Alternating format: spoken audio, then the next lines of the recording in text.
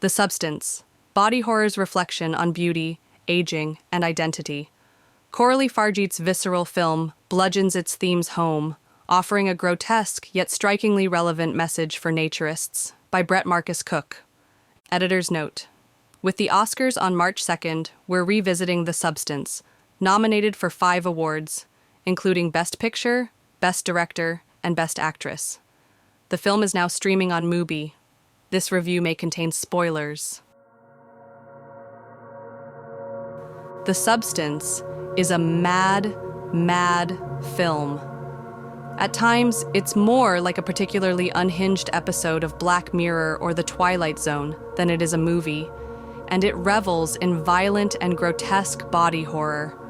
It's not subtle, and often feels like it's bludgeoning you with what it wants to say. It is absolutely the wildest movie that I saw in 2024. Nothing else even comes close. It is certainly not for the faint of heart, especially those who hate needles. But why am I reviewing it here?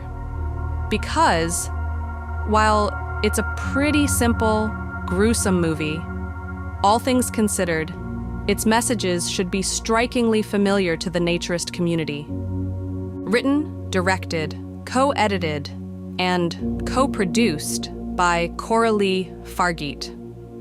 The Substance is the story of an aging Hollywood star named Elizabeth Sparkle, played by Demi Moore. On her 50th birthday, Elizabeth is fired from her fitness show Sparkle Your Life by her disgusting producer Harvey, played by Dennis Quaid. On her way home, distracted by a billboard with her face on it being taken down, Elizabeth is in a horrible wreck that she amazingly survives, unscathed. At the hospital, a tearful Elizabeth is approached by a male nurse who mentions what a perfect candidate she is and discreetly shoves a USB drive into her coat pocket. The drive contains an ad for something called The Substance, which a disembodied voice played by Yan Bean promises will create a newer, better version of yourself. Filled with so much self-loathing, Elizabeth decides to give it a try. Spoilers ahead. With this being such a new movie, I'm hesitant about spoilers, but do I feel like I need to explain a little about what happens when Elizabeth decides to take the substance? A new, younger version of herself emerges, literally from Elizabeth's back. This new being, played by Margaret Qualley, takes on the name Sue. Sue lives off of, it's never quite clear, but it seems to be spinal fluid from the unconscious Elizabeth's back, only having enough to exist for a week before the two need to swap places for another week. Sue goes off and takes Elizabeth's old job, leading a new fitness show called Pump It Up.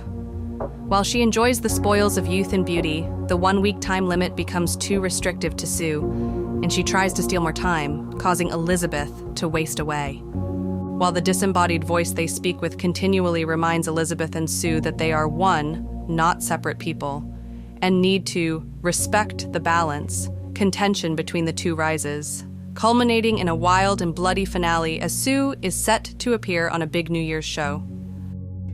Dynamic return for Demi. Admittedly, I haven't watched a lot of Demi Moore's films, but it makes sense why she was perfectly cast here. The woman was a colossal sex symbol in the 90s.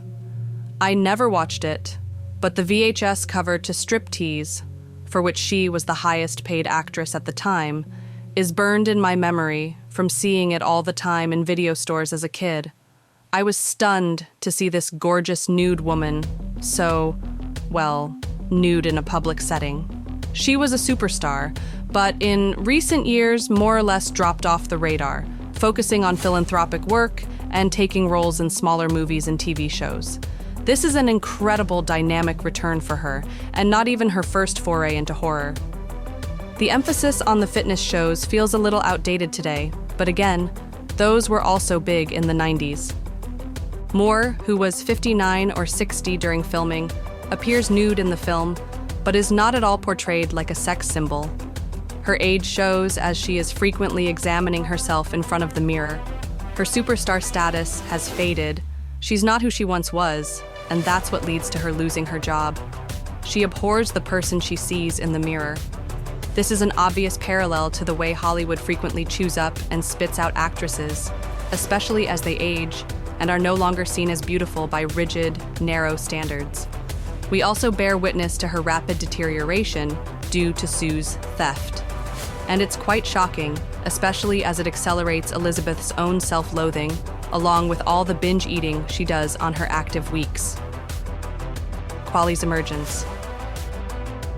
Margaret Qualley is another actor I don't know much about, but she seems to have been making a name for herself, appearing in several big films, and started modeling at 16 after training as a ballet dancer. So coming in to play a younger Demi Moore makes perfect sense. When we first see Qualley in the film, she is also fully nude, having just emerged from Elizabeth's spine. It's not glamorous, but when she gets a good look at herself in the mirror, you can see the joy and confidence on her face as she examines this new form. After this, the camera looks at Sue in an entirely different, highly charged and sexualized way. On the way to audition for the fitness show, Sue ditches Elizabeth's bright yellow coat for a sparkling pink spandex one-piece, and we see in detail how tightly it fits her frame. There are constant close-ups of Qualley's body. Slow motion is used during the fitness show scenes, and the men around her go rabid at the mere sight of her. She is a stark contrast to Elizabeth in so many ways. Even the score changes when Sue is on screen. The male gaze. And then there are the men in this film, virtually all of them, not just Dennis Quaid's atrocious Harvey, are leering, objectifying presences in these women's lives.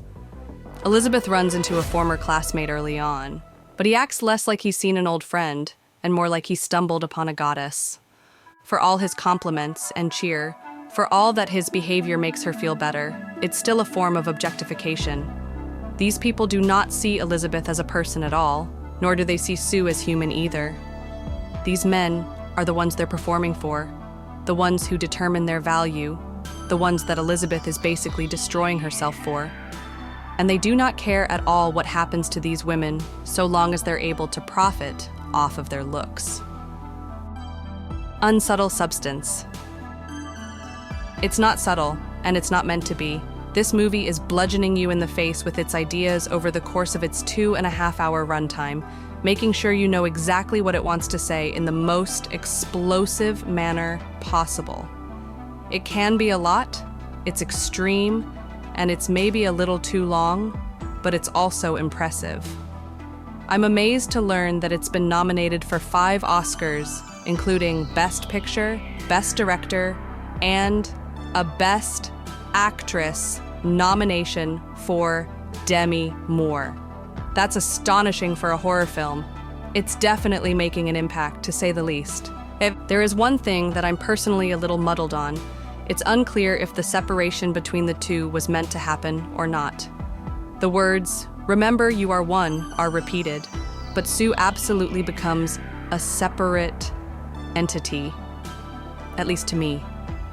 Is it just our nature?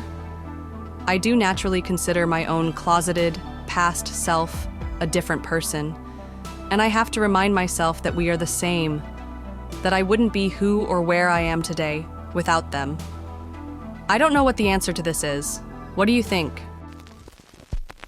We hope you're enjoying Planet Nude. If so, please consider a paid subscription. Your membership comes with exclusive content and supports our work. Subscribe at www.planetnude.co. This episode of Planet Nude podcast is sponsored by the Naturist Education Foundation, supporting naturist initiatives and preserving naturist history. Learn more at www.naturisteducation.org.